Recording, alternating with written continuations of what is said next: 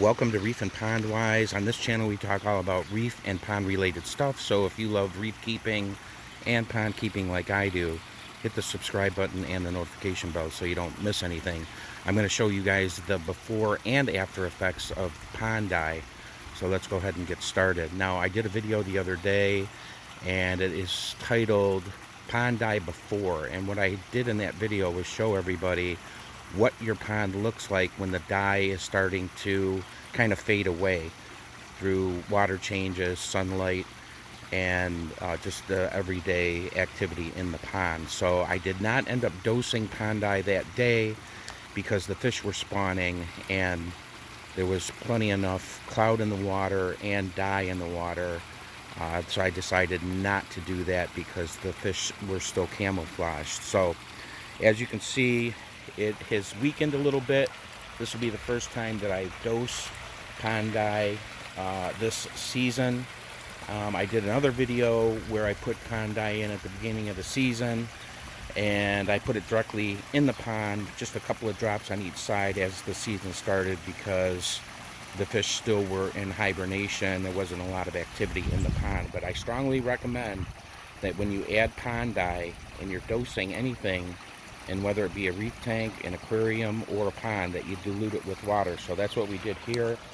I'll show you a little trick here in just a second as we get started with adding pond dye into the bucket of pond water. That is just pond water. As you can see, the blue dye is in there from the pond, and I've got the pond dye right here. Now, this stuff is extremely potent, but it is a food coloring grade pond dye. So all you really need is just a very, very little bit to put into this bucket, and you'll see how quickly that disperses. That's all I'm going to use, guys, and you're going to see just that little bit, and look, that's what happens.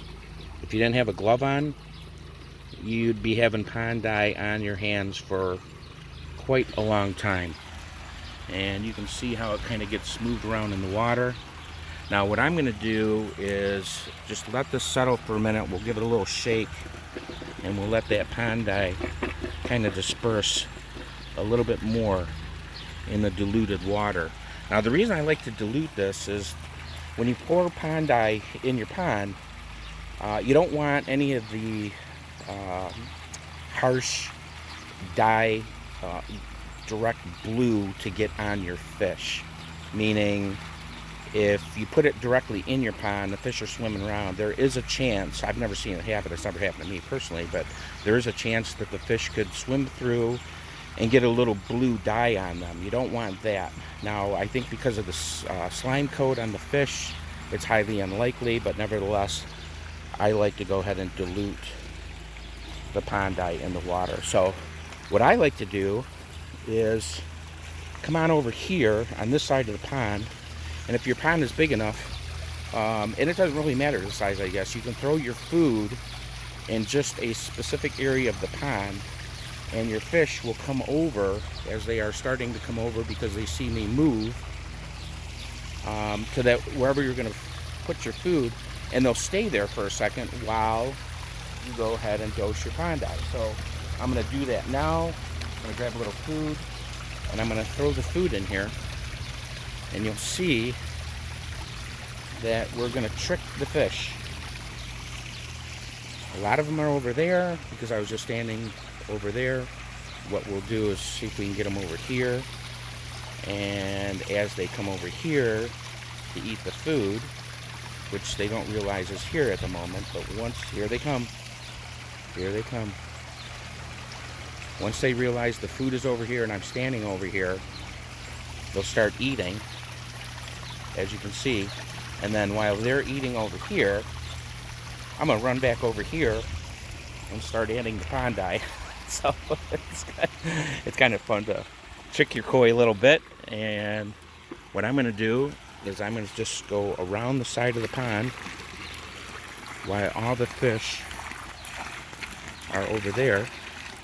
And now there's one there that just came back. But like I say, this is now diluted enough where you don't really have to worry as much about getting the pond dye directly on the fish. So what I'm going to do is, while they're all over there eating, I'm going to go ahead and throw some in the bog pond here. That's a good place too to throw it, because the water will further dilute the pond dye as it comes off of that waterfall into the main pond.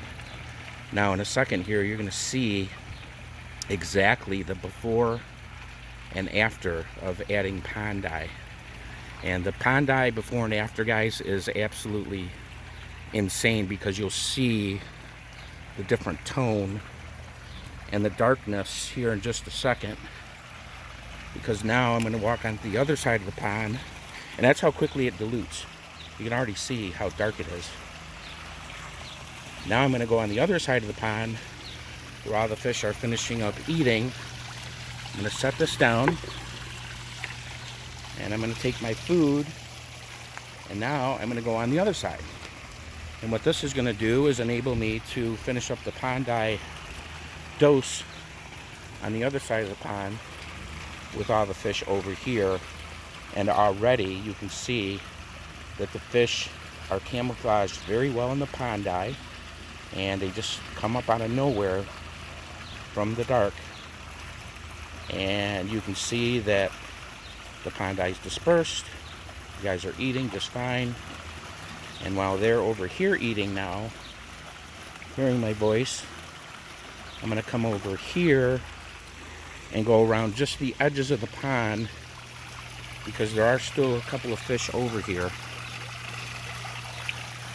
And you want to try to put it where you don't see many fish. If it's one or two fish, I don't think it's a big deal. But you can see I'm just going to add this in front of this water feature, and I'll show you here in a second. Now you can see some fish action on the bottom of this side over here, but in about 2 minutes, or probably less than 2 minutes, you're not going to be able to see anything. So we're going to go over here. We're going to add a little bit of pond dye.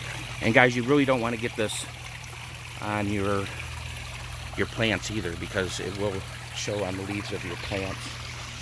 So here's the other side now, the activity. And I think there's one or two fish here. So we're going to go ahead and finish up. And that's it. Now you saw how little I put in there. I'm used to this. I don't think you really need to measure, but it does get very dark very quickly with just a few drops of pond dye.